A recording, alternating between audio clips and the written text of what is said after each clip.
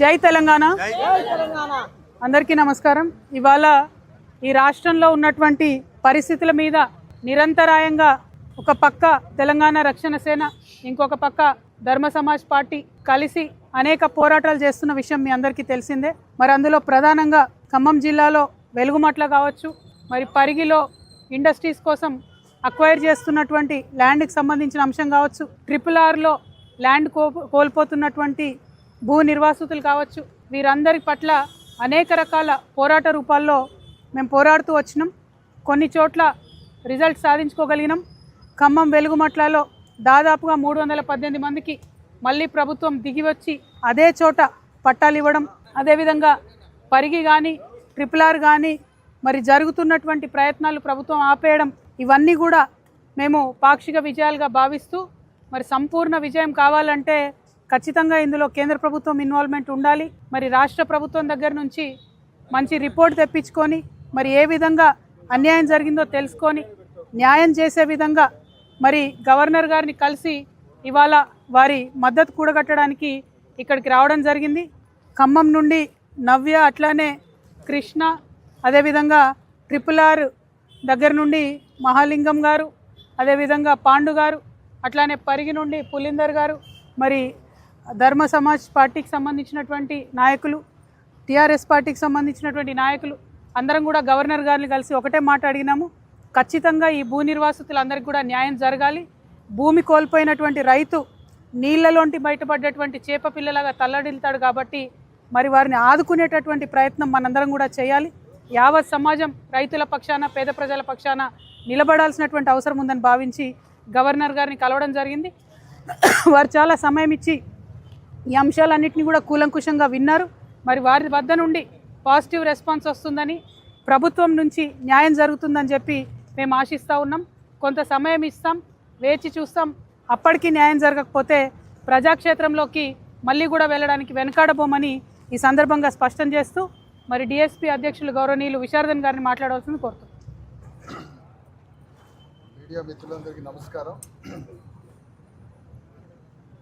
ఈరోజు తెలంగాణ రాష్ట్ర ప్రభుత్వం ముఖ్యమంత్రి నేతృత్వంలో తెలంగాణలో వేల ఎకరాల భూ దోపిడీకి పాల్పడింది.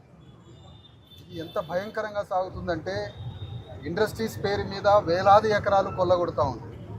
మరో పక్కన ఖమ్మం జిల్లాలో వెలుగుమట్లలో ఇళ్లలో నివసిస్తున్నటువంటి భూదాన భూములలో ఇళ్ళు ఏర్పాటు చేసుకున్నటువంటి భూమిని, అక్కడ ఇళ్ళని నేలమట్టం చేసి దాదాపుగా 718 ఇళ్ళని నేలమట్టం చేసి అక్కడ ఆ విధంగా చేస్తాం. మొత్తంగా రాష్ట్ర ప్రభుత్వం తెలంగాణ రాష్ట్రంలో వేలాది ఎకరాల భూ దోపిడీకి తన యొక్క దోపిడీ అతి భయంకరంగా ప్రారంభించింది. ఆ దోపిడీకి వ్యతిరేకంగా తెలంగాణ రాష్ట్రంలో ప్రభుత్వం మీద యుద్ధం చేసి ఆ దోపిడీని ఆపాలని, ప్రజలకి న్యాయం చేయాలని 2-3 సంఘటనలలో మరి తెలంగాణ రక్షణ సేన అధ్యక్షురాలు కవిత గారి వారితో కలిసి ధర్మ సమాజ్ పార్టీ సంయుక్తంగా ఖమ్మం జిల్లాలో పోరాడిన సంగతి మీ అందరికీ తెలుసు. ఆ తర్వాత పరిగిలో వచ్చి రైతుల భూములు 1400 ఎకరాలు భూసేకరణ చేస్తుంటే దాని మీద చాలా భారీ ఎత్తున పోరాడిన సంగతి మీకు తెలుసు. మొత్తంగా మేము చెప్పాల్సిన విషయం ఏంటంటే MRO దగ్గర నుంచి RTO దగ్గర నుంచి కలెక్టర్ వరకు రిప్రజెంటేషన్స్ ఇచ్చాము. ఆ పైన ఉన్న మంత్రులకి రిప్రజెంటేషన్ ఇచ్చాము. అంటే కలెక్టర్కి, MROకి, RTOకి, మంత్రులకి, ముఖ్యమంత్రి దాకా పోయినా ఈ సమస్యకి పరిష్కారం దొరకలేదు. ఖమ్మంలో పెద్ద పోరాటం చేయబట్టి కొంతమేరకు ఒక 318 పట్టాల వరకు సాధించగలిగాం. కానీ మొత్తంగా జరుగుతున్న దోపిడీని అరికట్టి బాధితులందరికీ న్యాయం చేయాలి అంటే మంత్రులకు చెప్పినా, రెవెన్యూ చెప్పినా, అధికారులకు చెప్పినా పరిష్కారం కాలేని ఈ దుస్థితిలో రాజ్యాంగ అధిపతి ఒక గవర్నర్ ఉన్నాడు ఈ రాష్ట్రంలో. ఆయన రాజ్యాంగానికి అధిపతి. ఎవరు రాజ్యాంగానికి అధిపతి? తెలంగాణ స్టేట్లో గవర్నర్.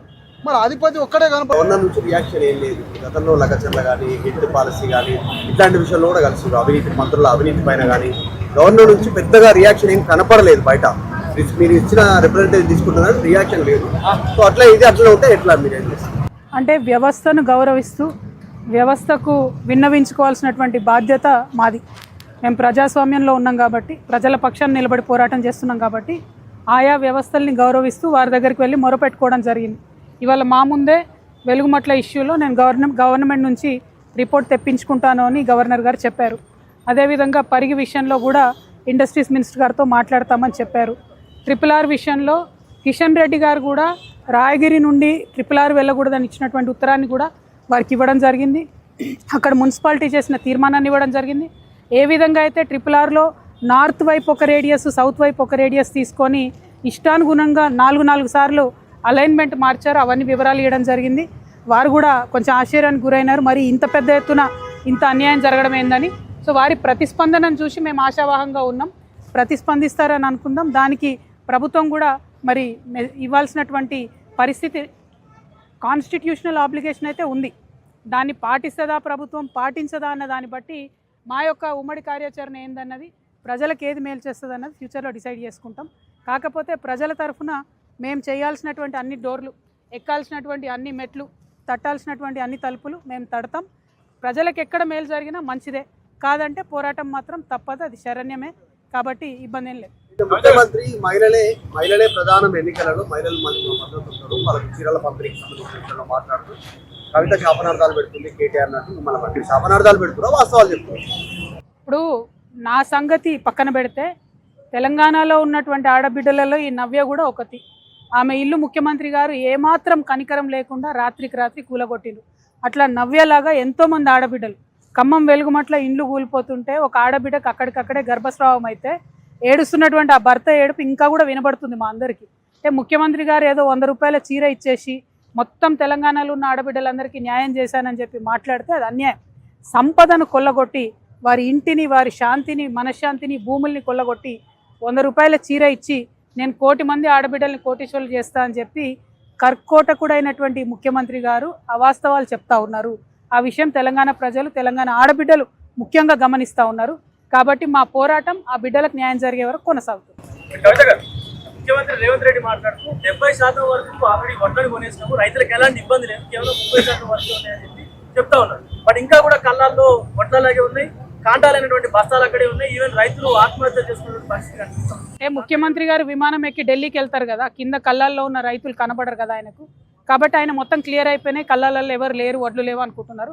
కానీ దిగి ఒక్కసారి కాలినడకన నడిస్తే తెలుస్తుంది, కళ్ళాలకు పోయి చూస్తే తెలుస్తుంది. మా కార్యకర్తలు మేము ఎప్పటికప్పుడు ప్రజల్లో ఉండి నడిచి నేల మీద చూస్తున్నాం కాబట్టి రైతు దుఃఖమేందన్నది అర్థమవుతుంది. ఇవాళ ప్రభుత్వంలో ఉన్నటువంటి వాళ్ళని నేను కోరేది ఒకటే, మనందరం కూడా రైతు బిడ్డలమే.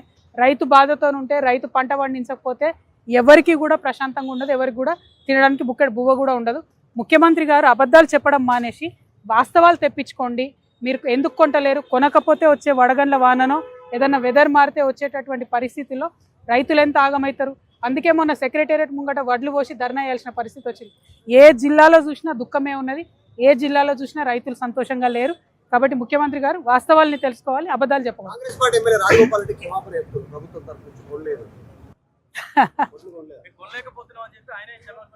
ఇక మరి ముఖ్యమంత్రి గారు వాళ్ళు ఎమ్మెల్యేలు చెప్పేది వినిపించుకుంటలేడంటే రైతులు చెప్పేది ఏమి వినిపించుకుంటాడు? మొదటిది. రెండవది, ప్రభుత్వంలో ఉన్న వాళ్ళకైనా, ప్రజలకైనా, సామాన్యులకైనా ఒక్కసారి చుట్టూ తిరిగి చూస్తే ఎంత దుఃఖం ఉందో అర్థమవుతుంది. రైతులు ఎంత బాధపడుతున్నారో తెలుస్తుంది. రైతుల వడ్లు కొనకపోతే ఇంకా 10 రోజులు ఉంది, చాలా ఇబ్బంది అయ్యేటట్టుంది. వెదర్ ఫోర్కాస్ట్ కూడా భయంకరంగా వస్తుంది, ఏ నిమిషానికి వాన పడుతుందో ఏమవుతుందో తెలియదు అనేటటువంటి వస్తుంది. కాబట్టి గవర్నమెంట్ సీరియస్గా తీసుకొని కొనాలని మేము డిమాండ్ చేస్తూ ఉన్నాం. కొనకపోతే మాత్రం జిల్లా స్థాయిలో కూడా నిరసనలకు దిగుతాం. Thank you. జై తెలంగాణ.